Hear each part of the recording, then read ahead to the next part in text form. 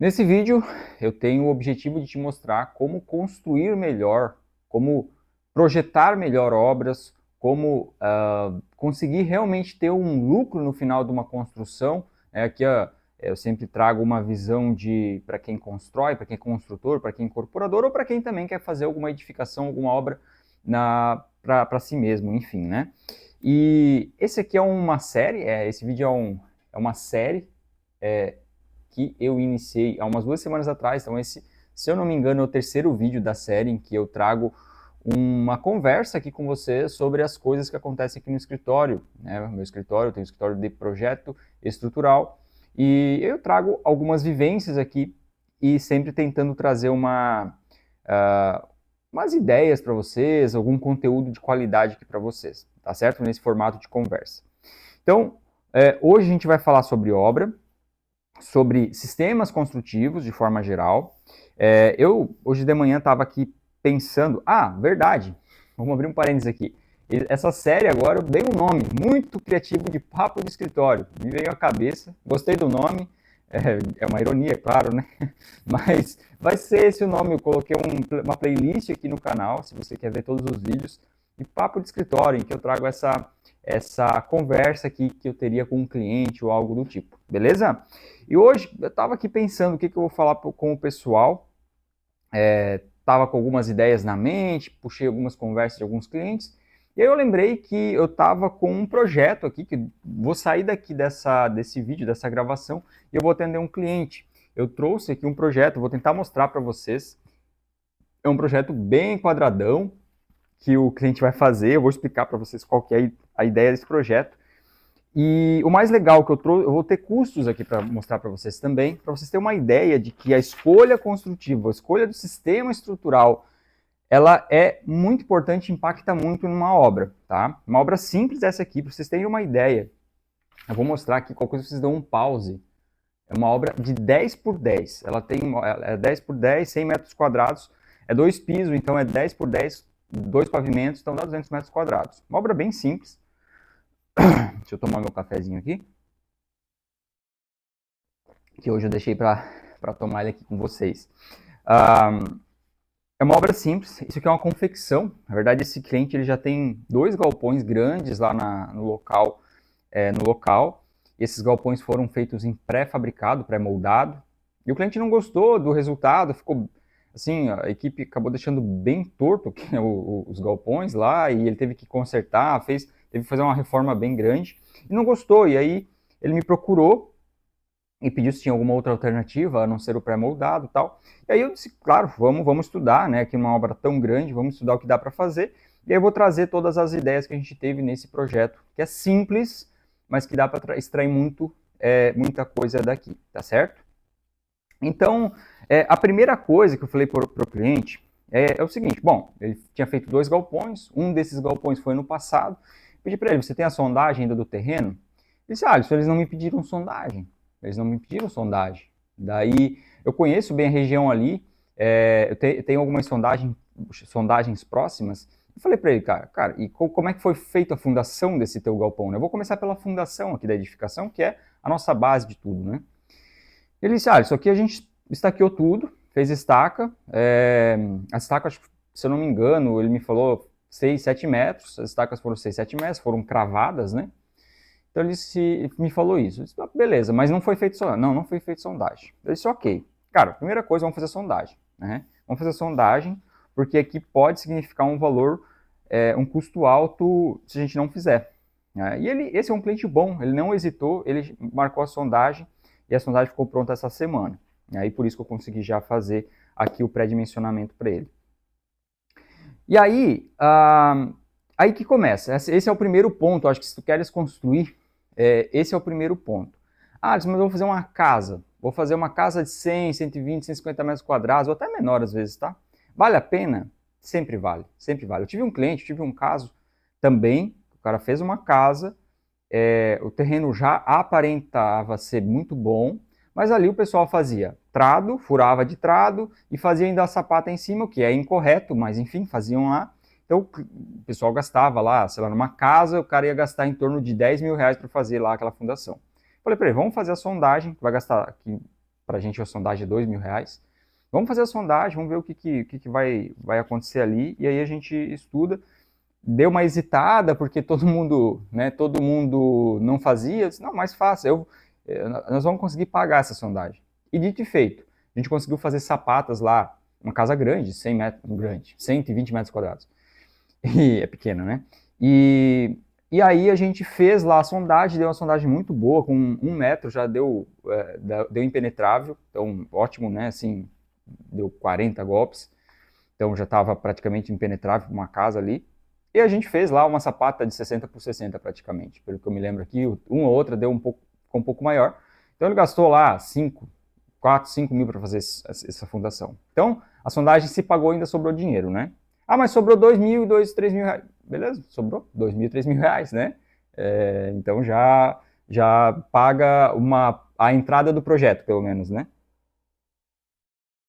Então é assim, a primeira coisa, se eu for fazer uma obra para qualquer cliente, e se você for fazer qualquer obra, sondagem. Isso aí, botar na mão de um bom técnico vai te tirar, até hoje toda sondagem que eu fiz se pagou. É isso que eu falo para todo cliente, porque é verdade. E eu tenho como mostrar e provar, né? E aí, beleza, agora vamos, aí a sondagem, depois eu vou mostrar os custos para vocês de cada parte da obra aqui, tá? Mas por enquanto eu vou só desenvolver um pouco a ideia que a gente teve aqui de cada sistema. Então, beleza, essa foi a questão da sondagem, ele fez a sondagem, e quando eu abri a sondagem eu já vi, a gente já estava lá com, o mínimo era 18 golpes, então, para um solo muito bom, agora eu não vou lembrar o nome, se era argila, ou, enfim, também não importa aqui, né, mas era um solo muito bom, eu já de cara eu vi que dava para resolver com um sapato, então já mandei para ele, olha, gostei do solo, tá, vou analisar, e aí depois eu passaria para ele, né? E realmente ficou em sapata, tá? Eu vou depois mostrar aqui os custos para vocês, e aí ficou em sapata, já pagou com certeza a sondagem dele. Aí estrutura, né? A parte da estrutura. A gente poderia ter ido para alguns caminhos, né? O que eu pensei aqui com ele? Olha, assim, já olhando, né, de novo, ó, vou mostrar a planta aqui para vocês. Uma planta quadradona, uma planta que aqui ele vai ter depósito embaixo, em cima vai ser um refeitório com uma copa e 2 banheirinhos. Eu olhando assim, eu já falei para ele, olha, eu acredito que a gente consegue resolver com bloco estrutural, né, bloco de concreto ou bloco cerâmico, já olhando assim de cara. Ele falou, vamos fazer de concreto armado e tal. Beleza, vamos ver, vou te levantar os custos e a gente vai ver. Aí eu só falei para ele o seguinte, a gente tem 10 por 10 aqui, né? É possível colocar um pilar no meio? Só um pilar no meio, no centro desse galpão todo? Ele disse sim, pode colocar, não vai me fazer diferença. Beleza. E aí eu fui com essa ideia. Então ontem, quando eu fui levantando os custos, eu levantei os custos de vários sistemas aqui. Eu considero sempre vários sistemas, então eu começo lá, até entra no meu custo que eu coloco uma mão de obra e material, né? Então eu considero até o tijolinho bloco, né? O bloquinho, tijolo. Considero esse dali também. Considero a alvenaria comum, né? Que seria o baianão com pilares e vigas. Considero também. Abrindo um parêntese aqui. Quando a gente trabalha com o baianão, é muito comum no Brasil se levantar o tijolo, fazer os pilares e concretar junto. Se você faz isso, não é concreto armado. Tá? Isso é bem importante eu falar aqui, porque 99% de quem se forma, tá? De quem aprende, eu aprendi assim, eu posso falar porque eu aprendi assim, a gente aprende só um sistema, a gente aprende a calcular concreto armado. E na verdade, é o menor sistema, é o sistema que a gente menos trabalha, a não ser que vai trabalhar com prédio muito alto. Porque, por mais que tu tenha pilares e vigas, se tu concreta junto essa tua alvenaria, não é concreto armado. Pode ser feito assim? Pode ser feito, só que tem que ser dimensionado para isso. Porque daí o tijolo, né, a alvenaria, ela está suportando as cargas da laje, enfim, tudo isso ali. Ela se torna uma alvenaria estrutural também. Ah, mas o meu tijolo é baiano, não é estrutural. Não, ele é estrutural. Se ele está pegando carga, ele é estrutural, entendeu? Então aqui eu também verifiquei para fazer nesse sistema, que eu aprendi, né, não fui eu que desenvolvi essa tese, essa teoria, mas eu aprendi como alvenaria amarrada, que é a alvenaria amarrada. Europeu usa muito isso, enfim, isso aqui não é novidade, tá? Gente que é teimoso, quer calcular concreto armado, onde na verdade a gente tem a alvenaria amarrada, né?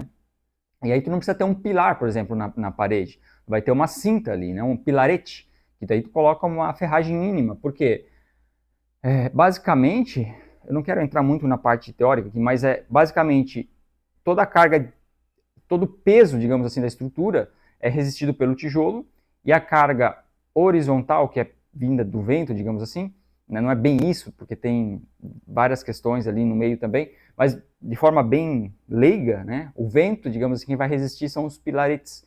Então, tu não tem um concreto armado, tem uma alvenaria amarrada, dá para utilizar? Dá. Mas aqui eu tinha um problema, que a carga é grande, eu estou com um vão de 5 metros de laje aqui, e a carga que chega nas paredes é alta. Então, eu não poderia usar o tijolo baianão com cintas, porque ele tem uma resistência muito baixa. Em média, ele tem 1,5 MPa, que é muito pouco. Para uma casa, beleza. Para 2 pisos, com muita carga, já não funciona.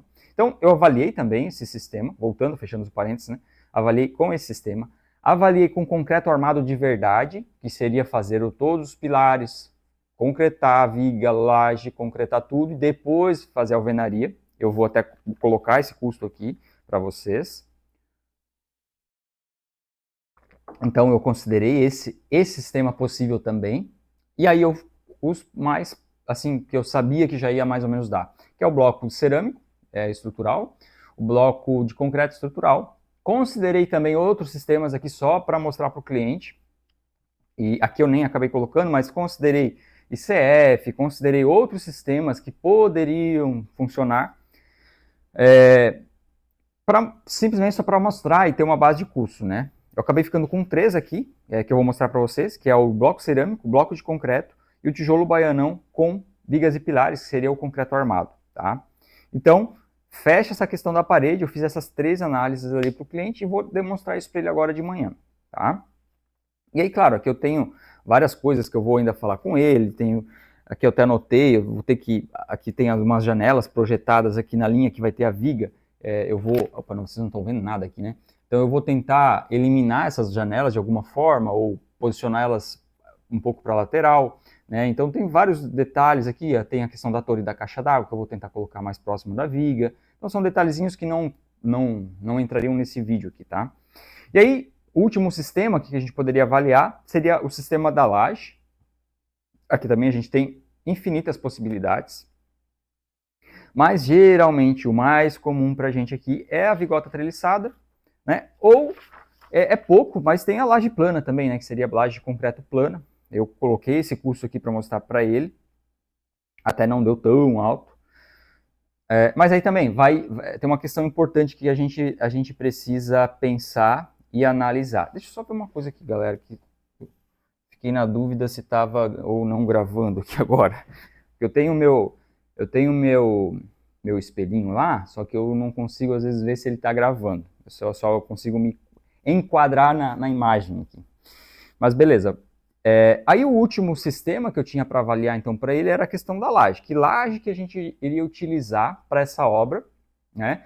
Considerando que a gente teria um vão de 5 metros, tá? Que a vigota ali, ela trabalha legal até uns 4 metros, 3,5 ali, 4 metros ela já começa a exigir um pouco mais de reforço, né?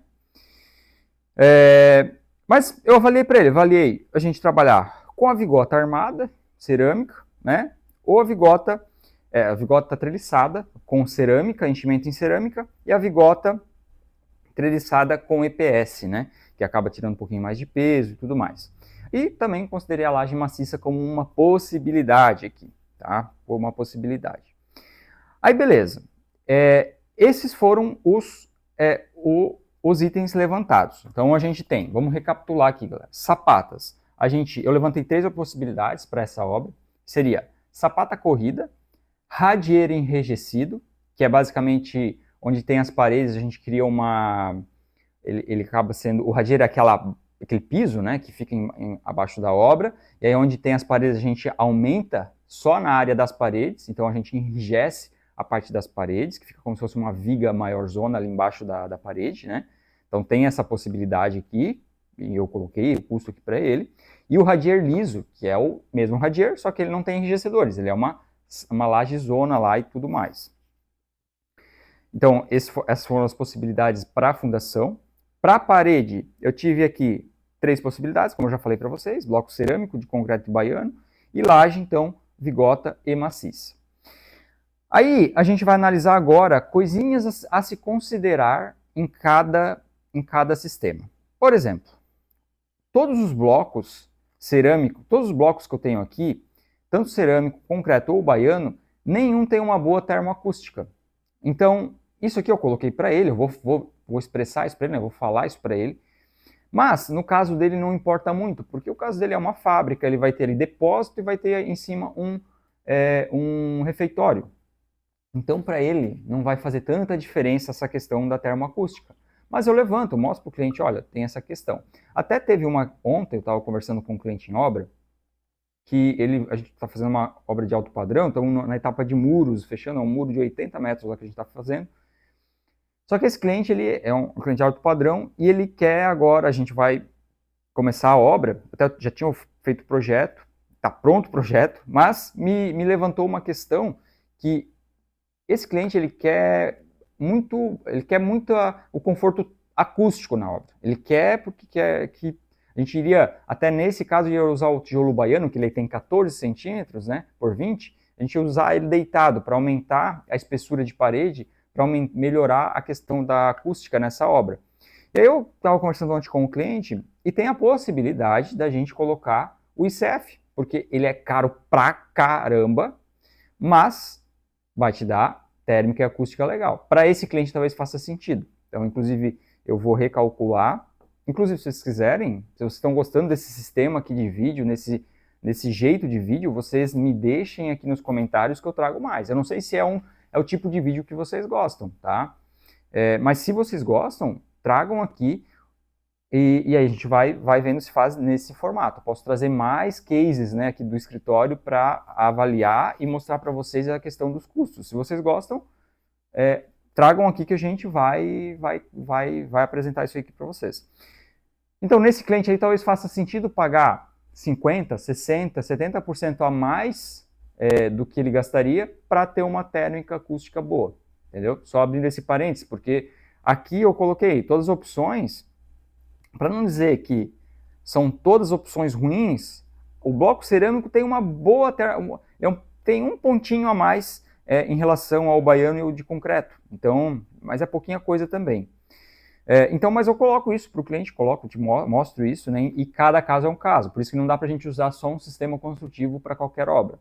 Tá? Outra coisa que eu coloquei aqui para a considerar, que é a espessura, né, a gente vai ter uma parede de 14, mais reboco, né, então a gente vai chegar lá, 14, 15, uns 18, 19 centímetros de parede total, então tem essa questão, todos eles aqui vai ficar a mesma coisa. Então aqui agora eu vou mostrar os custos para vocês da parte de paredes, tá? Vamos começar pela parte de paredes. Todas essas opções aqui eu considerei chapisco e reboco interno e externo, que é o que o cliente vai fazer. Pintura que não está incluso, mas já dá para ter uma boa ideia da parte estrutural. Então olha só, galera, acompanha comigo. Bloco cerâmico de 14, que é o bloco estrutural cerâmico de 14, tá? Que aqui vai passar com 4 MPa. Custo efetivo para fazer a obra, a estrutura, R$70 mil. Guardem esse valor, R$70 mil. O bloco de concreto, esse valor é custo efetivo de material, mão de obra, chapiscado e rebocado, tá? Para o valor da minha região, ajustado ao valor da minha região, tá? O bloco de concreto, Santa Catarina. Bloco de concreto, 14 centímetros, que ele é igual ao cerâmico, só que é de concreto. Então, é a mesma coisa ali, né? Mesma resistência, que eu não tenho resistência, mas acho que ele também ficou em 4 MPa, porque não faz sentido uma obra dessa ter mais do que isso, apesar da carga ser alta. Então, o cerâmico deu 70 mil reais, o concreto deu 75 mil reais. Então, foi 5 mil reais mais caro aqui. Não está tão longe, não está tão ruim, tá? Então, guarde esse valor. Só que agora que a gente tem, eu até poderia ter apagado esse item, mas eu quis apresentar para o cliente, porque é uma opção que ele me levantou que ele gostaria de ter feito. Então, eu vou mostrar para ele ver a discrepância que a gente pode ter. Tijolo baiano, considerando concreto, pilares, vigas, laje, concretado, depois levantar o tijolo baiano. Até que poderia usar um tijolo mais fino, que inclusive o de 9 poderia ter feito, também é verdade, poderia ter levantado esse custo, daria um pouquinho menor. Mas olha o custo disso aqui, galera. 140 mil reais. Ele é o dobro. A parte de estrutura, mesma coisa, mão de obra, tudo. Mão de obra, material, tudo. Preço ajustado. Liguei ontem para os fornecedores. Ligamos ontem para os fornecedores, lá o pessoal do escritório me ajudou. Pegamos os custos efetivos, realmente, 140 mil reais. Sendo que ainda o tijolo baiano, eu pego ele preço de fábrica aqui, porque eu tenho a fábrica na cidade. Então, olha a discrepância, ele é o dobro do valor. É o dobro do valor.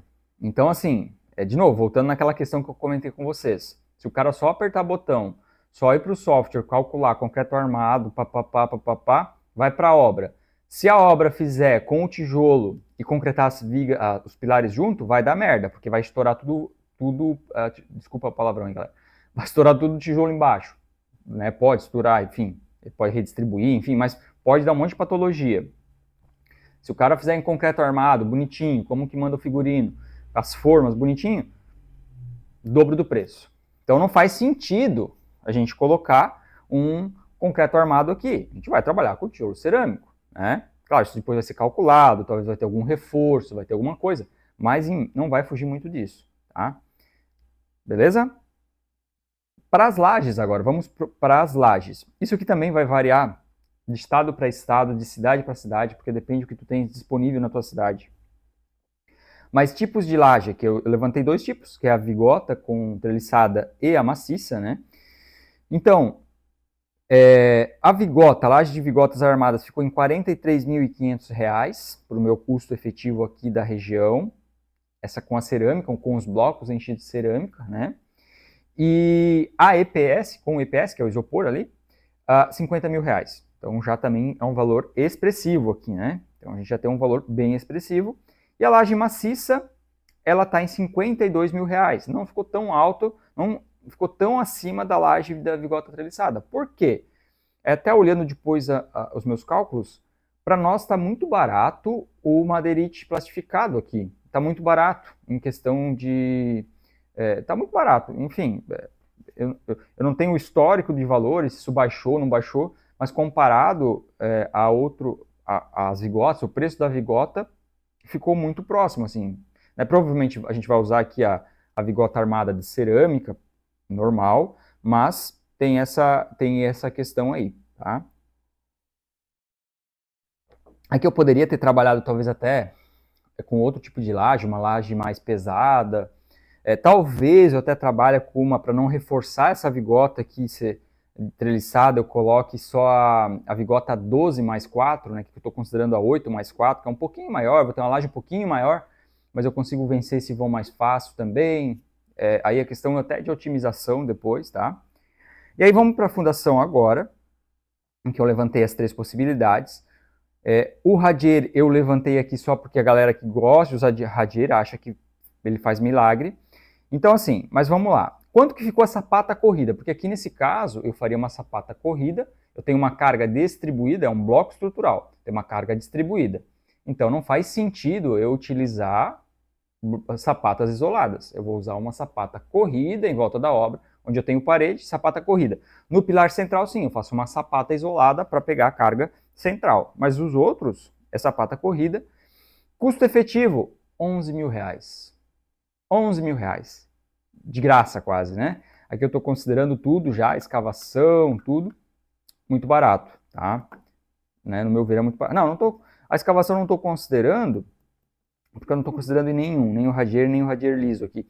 Mas a escavação a gente vai fazer com máquina, então isso aqui em meio dia de máquina a gente faz todo esse, porque praticamente é um quadrado, né? E aí eu não sei qual vai ser a dimensão ainda da sapata, mas esse aqui provavelmente vai ser muito próximo do mínimo, e aí a gente vai conseguir ter esse custo aqui.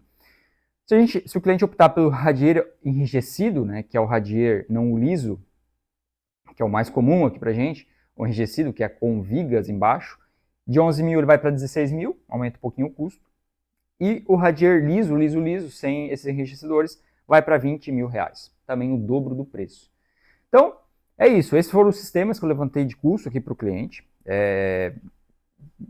Trouxe aqui para vocês terem uma noção do quanto dá para gastar numa obra a mais se não for fazer um projeto bem planejado. Tá? mas eu gosto de usar um sistema inovador, eu quero usar o Steel Frame. Isso aqui é legal também, eu nem coloquei outros sistemas que podiam estar aqui, tá? Que eu até cotei, o ICEF eu falei que eu cotei. Eu às vezes coto o Steel Frame, né? Mas nunca consegui viabilizar uma obra com Steel Frame. Acima aqui eu pego assim, ó, 70 mil, 20% acima, 20% abaixo eu corto. Só não cortei hoje o baianão aqui porque o pilar e viga, porque o cliente queria ter esse custo, né? Mas senão eu já corto. Então, às vezes ele vai, o steel frame geralmente ele fica em torno, o custo fica em torno do mesmo que usar pilar e viga, a estrutura. Só que aí tu tem toda a lã de rocha para fazer a questão termoacústica disso ali, então daí vai, às vezes, dobrar ainda, né? Então, não compensa, né? É verdade que não compensa, não consegui até hoje viabilizar, eu acho que vai demorar muito para eu conseguir viabilizar uma obra no Brasil de steel frame. Então, posso trazer um vídeo falando sobre isso também, se vocês quiserem, vocês colocam aqui nos comentários que eu posso trazer aqui para vocês, tá? Gente, hoje era isso, eu espero que vocês tenham gostado, a gente passou aqui, fez um pente fino, né, em toda a obra aqui do meu cliente, para vocês verem como que é feito, como que eu acredito que deve ser feito um projeto, tá? Aqui eu nem comecei a dimensionar praticamente, a gente faz já um pré-dimensionamento, né? Claro, o que eu olhei, vi qual é a resistência do bloco estrutural, já fiz alguns cálculos aqui para saber o que eu vou utilizar, né? A própria laje, o radieiro, sapato, mas aqui ainda eu consigo depois otimizar, né, essa estrutura, mas vai ficar em torno disso aqui, tá? Então, se eu puder deixar aqui uma frase desse vídeo é que, se vocês vão construir, contratem bons profissionais que sabem o que estão fazendo, que sabem, não é puxando sardinha para o meu lado, você pode contratar qualquer engenheiro do Brasil aí, né, da sua cidade e tal, mas certifique-se de que o cara realmente sabe o que está fazendo e que o cara não é apertador de botão, ele vai lá no software e calcula qualquer coisa. Porque esse tipo de sistema não dá para calcular no software, a gente tem que calcular ele manual, né? Quando a gente fala em manual, é planilhas e tal, mas é praticamente manual. Então, por isso que o pessoal não vende esse tipo de sistema para vocês, tá certo? Gente, é isso aí e até mais.